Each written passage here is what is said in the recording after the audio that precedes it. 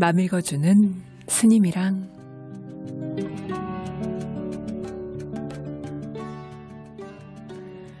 어서오세요. 맘 읽어주는 스님이랑 그대의 길 마음 읽어주는 스님이랑 코너와 마음치유학교 영성 북클럽과 함께 하는 코너죠. 12월의 책은 바로 김선우 작가의 발원, 요석 그리고 원효라는 소설입니다. 지난 시간에 어디까지 보았죠? 아주 중요한 순간에 이렇게 딱 끝났죠. 지난 시간에는 100일 동안 산속에서 수행을 했어요. 그 시대를 이렇게 살아내야 하는 그런 원효 스님의 고뇌가, 그 청년기의 원효 스님의 고뇌가 그대로 살아있는 그런 장면들이었는데요.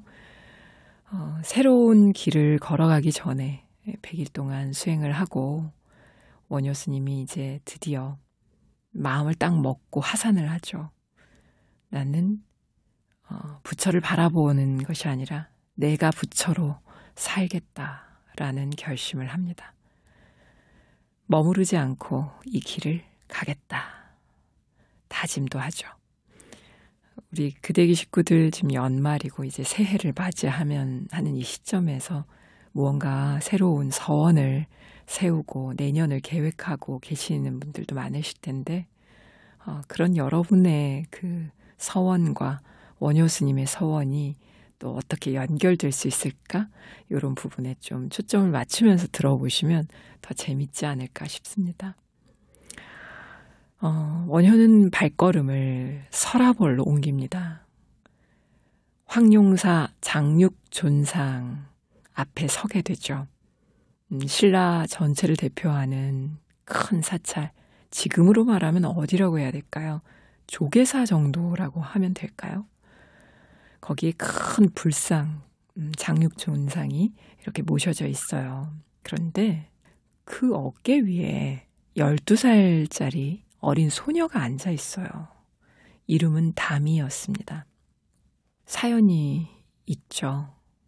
다미는 지장전, 황룡사 지장전 증축 공사 때 아비를 잃었습니다. 하지만 가족들은 한 번도 시신을 볼 수가 없었다고 하죠. 말하자면 산재 노동자, 그 산재 피해를 입은 거나 마찬가지인데요.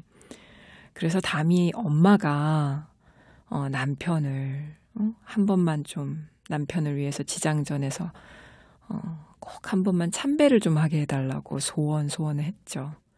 그런데 귀족들이 또 그 황룡사 귀족들의 눈치를 보는 황룡사 스님들이 소원을 들어주지 않습니다. 감히 천민이 무슨 이런 고귀한 황룡사 지장전에 들어가느냐 이렇게 얘기를 합니다. 그래서 다미가 엄마의 소원을 들어달라고 그 작은 몸으로 시위를 하는 것이죠. 바로 장육존상 불상 위로 올라가서 1회째 버티고 앉아 있습니다. 원효 스님이 다미의 청을 황룡사 스님들께 대신 청하지만 이미 원효는 스님들 사이에서도 미운 털이 박혀있는 아주 할 말을 다 하는 그런 사람이었죠. 게다가 그쯤에 비담이라는 귀족이 나타납니다. 다미의 청은 그냥 묵살되고요. 무참하게 그 목숨까지 사라집니다. 원효는 비담에게 이 자리에서 방해를 놓았다는 이유로 끌려가서 무지막지한 고문을 당하며 고초를 겪게 됩니다. 하지만 아무리 고문을 가해도 그들이 원하는 답을 주지 않는 원효. 비담은 원효가 그런 사람인 줄 알고 당시의 여왕, 선덕 여왕에게 거래를 합니다. 그 거래에 응하면서 원효를 풀어주기로 하죠. 원효는 이후 그 지친 몸으로, 고문에 찌든 몸으로 터덕터덕 분향사로 돌아옵니다. 어떤 일이 일어날까요? 분향사에서.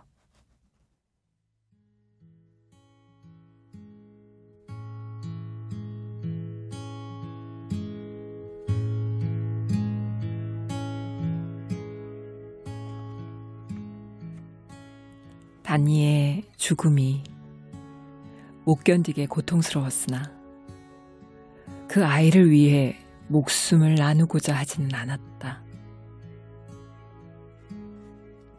중생을 자신의 몸처럼 사랑한 부처를 닮고자 했으면서도 여태 그 어떤 순간에도 목숨을 나누어 누군가를 살리고자 해본 적은 없지 않은가. 스승님, 소리내어 불러보려 했으나 입이 떨어지지 않았다. 발가락 하나하나부터 정수리에 이르기까지 온몸으로 따스한 물결이 스며들면서 몸 전체가 물속에 둥둥 떠있는 듯한 느낌이 들었다. 온몸에 연결된 가느다란 선들이 단전으로 모아지더니 마치 탯줄로 숨결과 양분이 들어오듯 강력한 기운이 흘러들기 시작했다. 그것은 물이며 불이며 흙이며 바람이며 그 모든 물질의 파동이 간절한 기도와 맞물려 피워낸 꽃들의 홍수였다. 몸속으로 정적 황백흑의 오색 빛깔의 꽃들이 한꺼번에 쏟아져 들어오는 느낌. 폐허가 된 자신의 공허한 내부에 꽃들이 새롭게 피어나는 것을 느끼며 원효의 눈가로 눈물이 흘러내리기 시작했다. 화엄이로구나.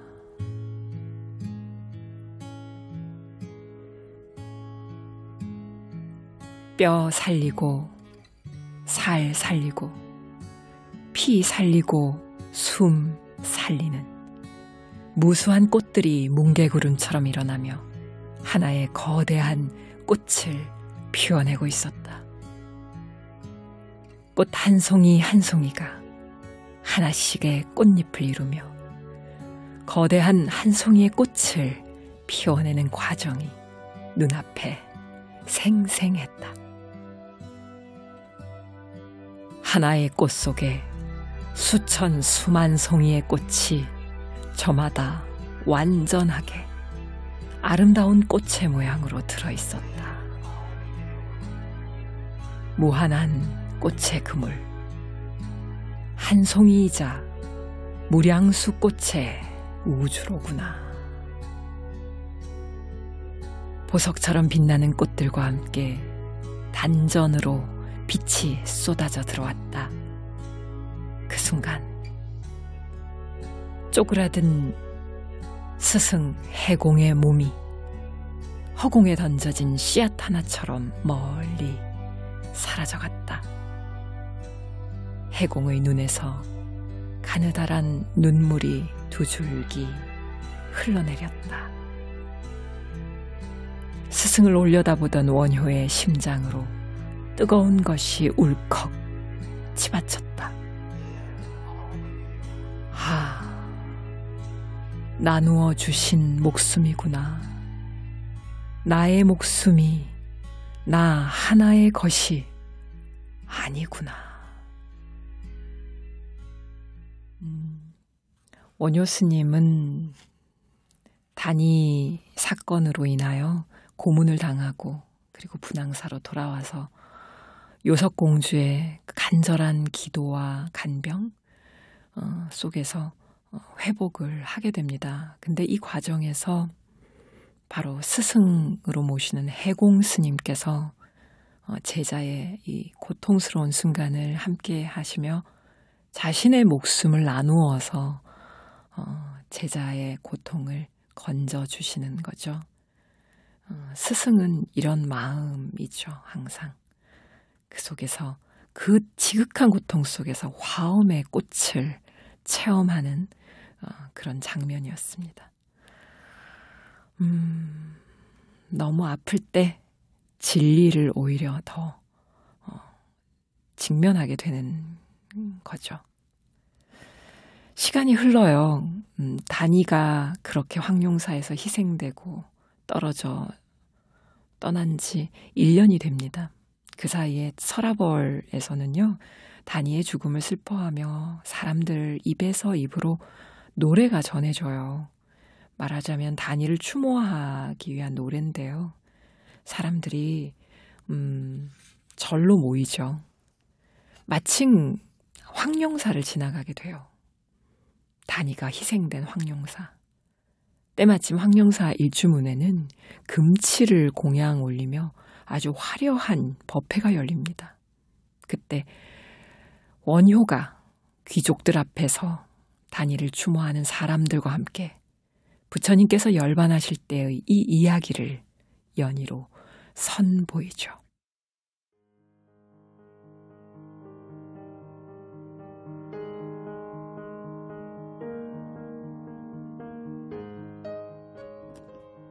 수행자들이여, 나는 비록 떠나지만 진리의 가르침은 영원히 남아있을 것이다. 아난다야, 걱정하지 마라. 열애가 떠나고 없는 세상에서 열애에게 올린 공양의 공덕과 똑같은 공덕에 다음 4가지가 있느니라. 첫째, 먹을 것이 없어서 굶주리는 사람에게 먹을 것을 주어 살리면 그것은 부처님께 올리는 공양의 공덕과 같다. 둘째, 병들어 고통받는 사람이 있으면 그들을 보살펴 살리고 편안하게 해주는 것이다. 이 또한 부처님께 올리는 공양의 공덕과 같다.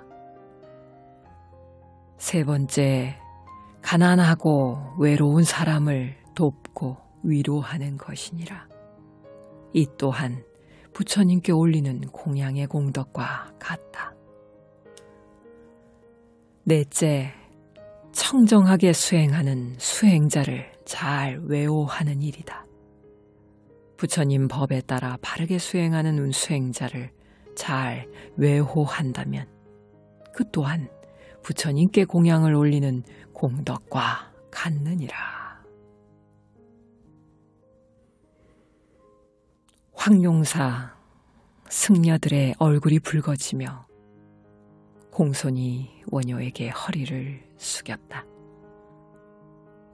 모습을 드러낸 황룡사의 주지도 근처에서 입술을 굳게 다문 채 서 있었다. 우리가 부처님께 공양을 올리는 이유는 무엇입니까? 어떤 삶이 바른 삶인지 길을 제시해 주시고 진리를 보여주셨으며 자비로서 일체 중생을 보호하고자 한 분이 바로 부처님이시기 때문입니다. 공양을 올리는 행위는 부처님처럼 진리의 길을 가고자 하는 발원입니다. 지금은 부처님이 계시지 않으니 부처님을 기리며 상을 만들어 부처님인 듯 여기고 공양을 올리며 공덕 있기를 바라는 것이지만 우리가 빌어야 할 것은 저 부처의 상이 아닙니다. 부처의 상 앞에 음식을 차려놓고 자기에게 복이 오길 바란 것은 정작 부처님께서는 슬퍼하실 일입니다. 멀쩡한 일주문을 벗겨내고 여기에 칠할 금으로 먹을 것을 바꾸어 저 굶주린 백성들과 나누십시오. 그것이 부처님께서 알려주신 바른 공양의 길입니다. 부처님의 바른 제자가 되기를 소원하는 미육한 소승, 이렇게 전합니다. 원효 스님께서 황룡사 스님들께 진정한 불공이 무엇인지 설파하시네요. 바로 이 책의 제목 발원이 부처님처럼 우리도 부처님처럼 진리의 길을 가는 것이, 그리고 굶주린 백성들께 겉으로 보이는 형식적인 불사가 아니라 백성들과 나누는 불사로 이 길을 가는 것, 공양을 올리는 것이 진정한 발원임을 알려주고 계십니다.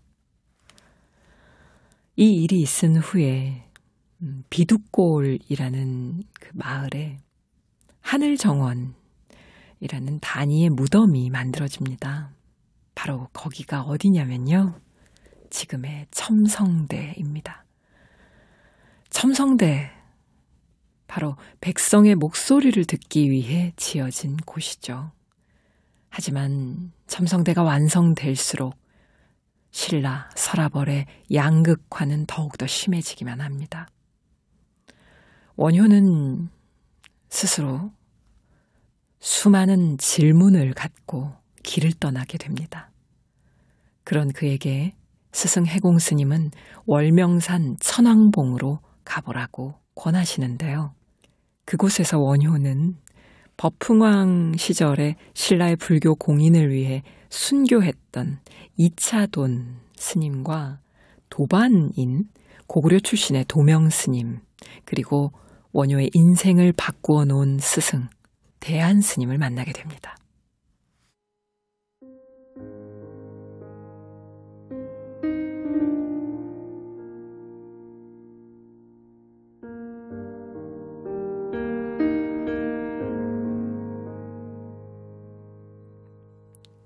어떻게 하면 대립과 증오에 빠진 세상을 조금이라도 나아지게 할 수 있습니까? 이차돈의 흰 피는 왜 세상을 더 나아지게 하지 않았습니까? 부처님 법이 이 땅 신라에 당도한 100년 전보다 나아진 바 없이 왜 인간의 고통은 여전합니까? 선사께서 거룩한 무소유처, 비상비비상처의 삼매에서 평화로울 때 세상은 여전히 고통스럽습니다. 홀로 열반의 기쁨을 누리는 것이 참된 기쁨이라 할 수 있습니까? 시간이 얼마나 흘렀는지 모른다. 도명은 더 이상 말이 없었지만 어느 지점에선가 원효의 고통으로부터 퍼져나오는 빛이 도명이 지닌 빛과 얽히는 듯했다. 그 순간 고열이 찾아왔다. 그때 정신은 가장 맑았다. 천상천하 유아독존 삼계계고 아당 안지. 지금까지 원효가 사랑한 것은 천상천하 유아독존의 지혜였으나 그간 서라벌에서의 생활은 원효에게 삼계계고 아당한지, 세상이 고통에 잠겨 있으니 내가 마땅히 이를 편안케 하리라 라고 하는 부처님의 이 자비한 마음이 머리가 아닌 온몸으로 느끼게 하는 것이었다. 그때였다. 원효의 눈앞에 퉁방울처럼 큰 떡거머리 승려가 어깨를 구부정하게 구부려 원효의 코앞에 불쑥 얼굴을 내밀었다. 그리고는 쏘아붙였다. 너 원효지? 나 만나러 왔지? 도명은 중이 아니야.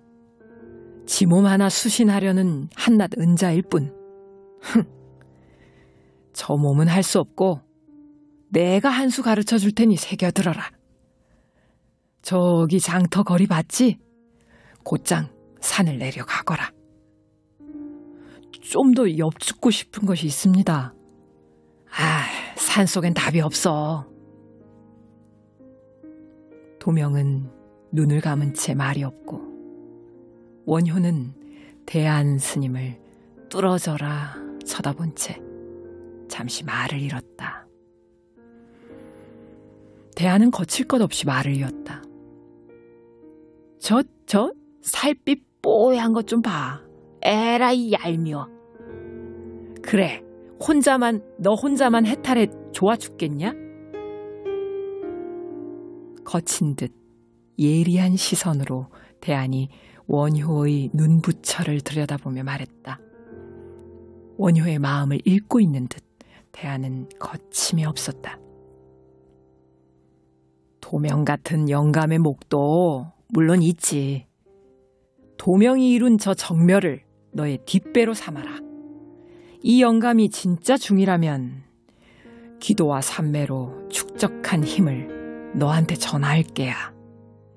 그러니 너는 이 뒷방 늙은이 기도의 힘을 믿고 세상 가장 낮은 곳으로 가거라. 부처가 돼서 무엇에 쓰게? 중도 야망이 있어야 해. 세상 천지를 불국토로 만들겠다는 모든 생명들의 안락과 행복을 위해 인생을 바치겠다는 야망 말이야. 그런 야망은 탐심이 아니다. 지 혼자만 해탈해 좋아 죽겠는 게 탐심이지. 네가 발로 밟는 곳마다 그 땅을 불법으로 어루만지라고. 원효는 벌떡 일어났다. 그리고 고개를 돌려 도명을 바라보았다. 미동도 하지 않은 채 마치 이때를 기다렸다는 듯 도명은 희미한 미소를 지었다. 부처를 의식하지 마라. 침묵을 통해 도명이 한마디를 건네왔다. 원효는 심호흡을 했다.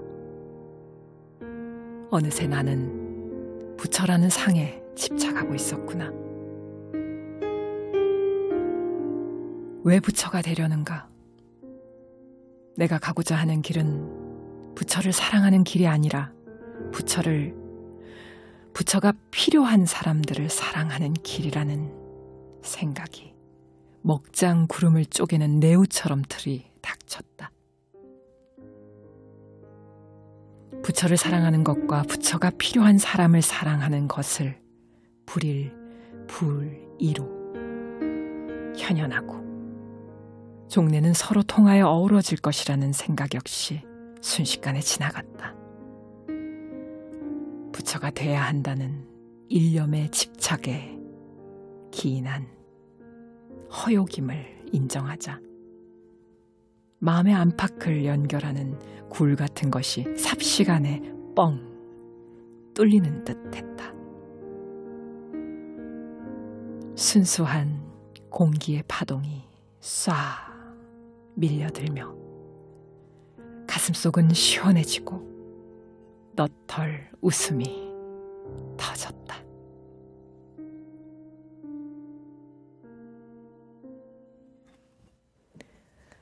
도명 스님 그리고 대안 스님은 신라의 스님이기도 하지만 지금 우리 대한민국의 한국 불교에도 지금의 도명과 대안이 있죠. 우리 곁에. 어느 쪽이 옳다 그르다라고 얘기하진 않겠습니다. 저는. 각자의 몫이 있는 거니까요. 원효 스님은 이제 어느 길을 택할까요? 부처가 필요한 저 사람들을 사랑하는 일로 세상 가장 낮은 곳으로 가실까요?